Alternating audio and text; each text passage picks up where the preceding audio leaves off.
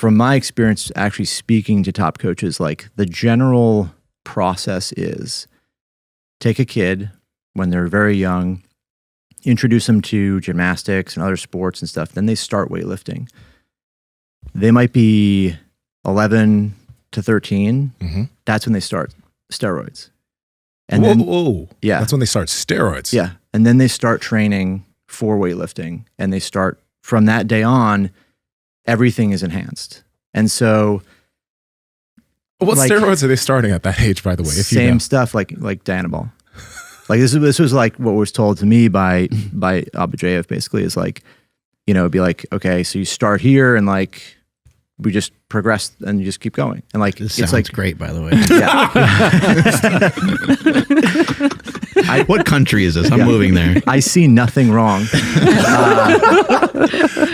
12-year-olds all. So What grade are you in, son? 6th grade. Holy fuck. the story we heard was that, like, you know, in Russia this was happening, and then the parents of these kids were like, what the fuck's going on, you know? And so the coaches like had to change what they did because it was a big scandal. So they stopped like just giving everybody this, and they started to like kind of like, okay, who's okay, who's cool with this, and then start, you know, kind of like, okay, this person's not gonna like rat on us, you know, despite going home looking, you know, like this at like 14, you know.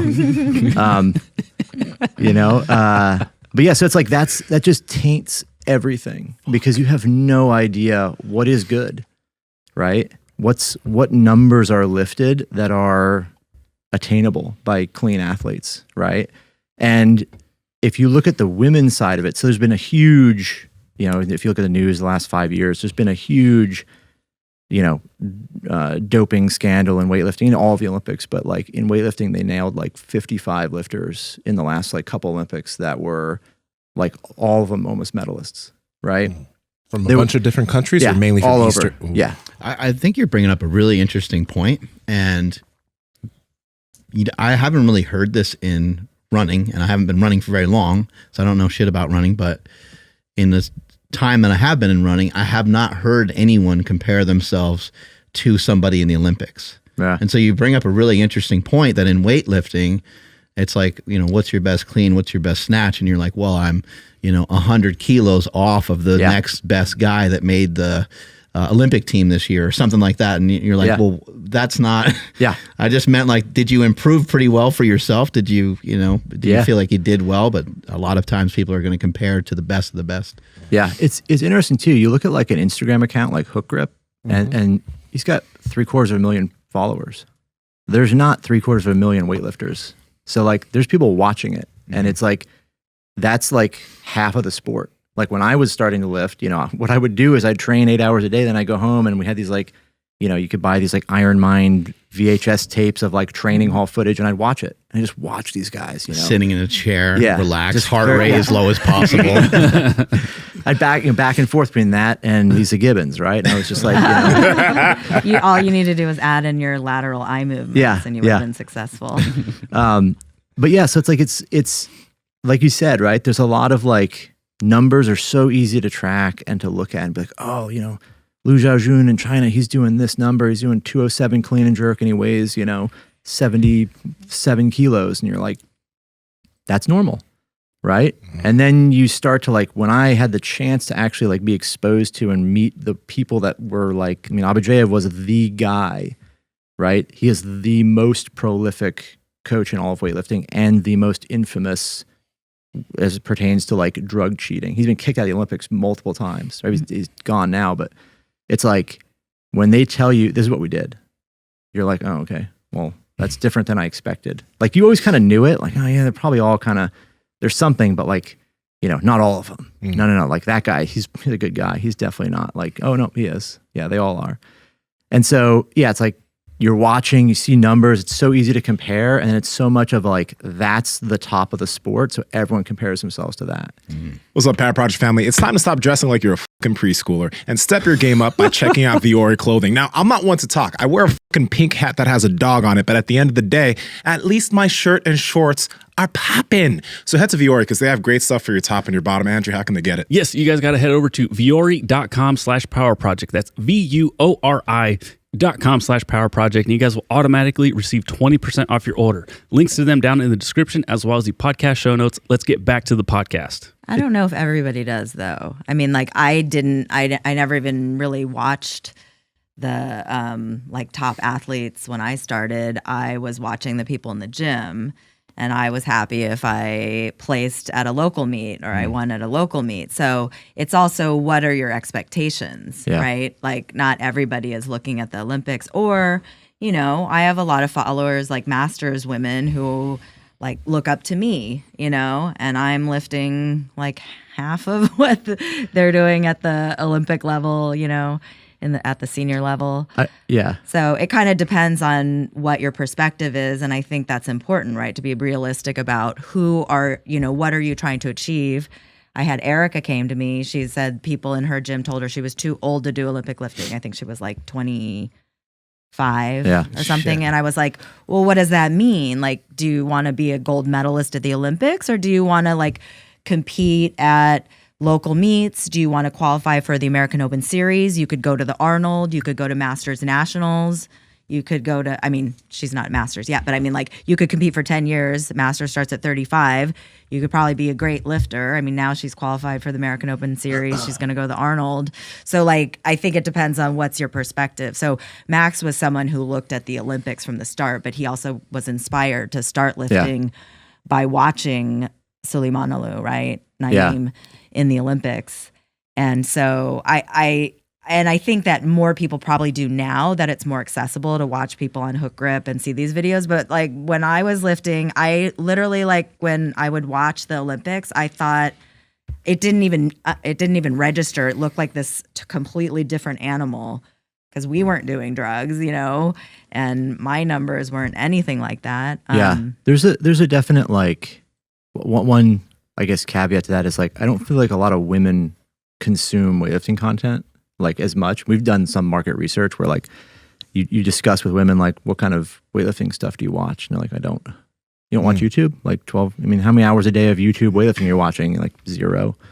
But like now, today, there are different role models for sure. There's a lot of very good female U.S. lifters like that have won medals in the Olympics, which is, you know, amazing, and like world champions, which didn't exist before, right? So this huge blowout and all the drugs and everything, and countries got crushed and they're just gone.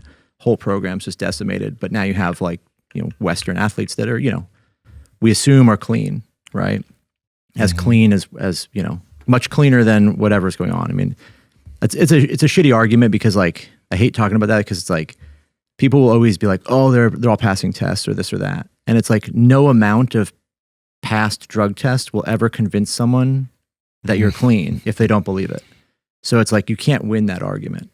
But we all probably can agree that a lot of the top US lifters are tested so often and so regularly that for the most part, we'd assume most of them are clean on some level, right? Definitely more than like, you know, Eastern Europe was.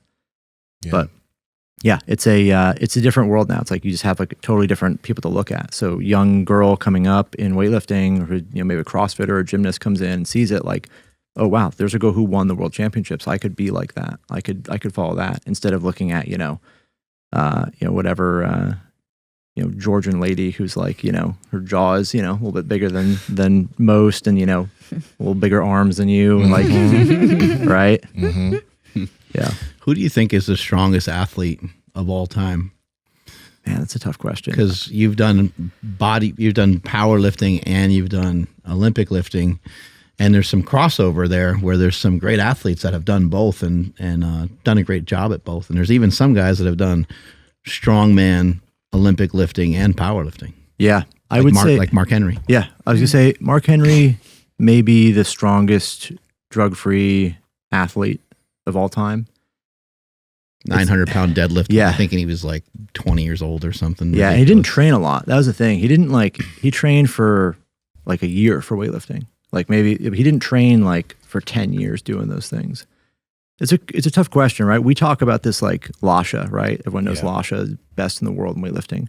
I don't think he's the strongest weightlifter that's ever lived. Like he's the best weightlifter. His numbers, like when you add up his technical skill, his athleticism, and his ability to do weightlifting, all of those things, or his strength, all those things make the best weightlifter in the world, right? He lifts the most weight, but he's not going to be as strong a squatter or in static lifts like squat and deadlift as some other guys, right? There's for sure dudes that have just been like not as good a weightlifter but stronger.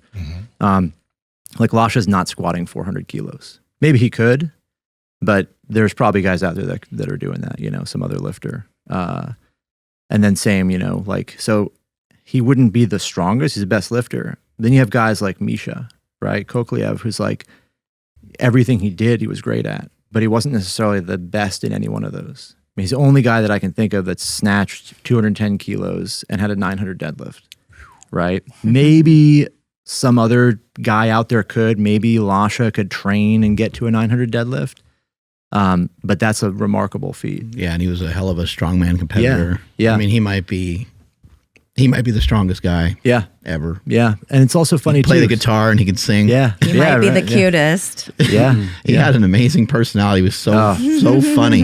He was It's really so much cool. fun. Yeah, he was great. He was just like one of those guys, like when you watch him, there's a lot of great lifters out there that are super boring. And you're like, dude, that's like the greatest powerlifter in the world, but like that person has I don't watch that and feel inspired to be like that. But then you get guys like Misha or, Ilya, like some of these guys who are just like, holy shit, like I want to be like that dude, I want to like, that guy is amazing. And what he's doing makes me want to be a part of the sport. Peeps, we love bringing you all this fitness information, and we also want to help bring that information to more people. So if you could help us out, hit that red subscribe button and then hit the notification bell, and we'll continue to bring you the heat. And I won't whisper in your ear. Talk to you guys later.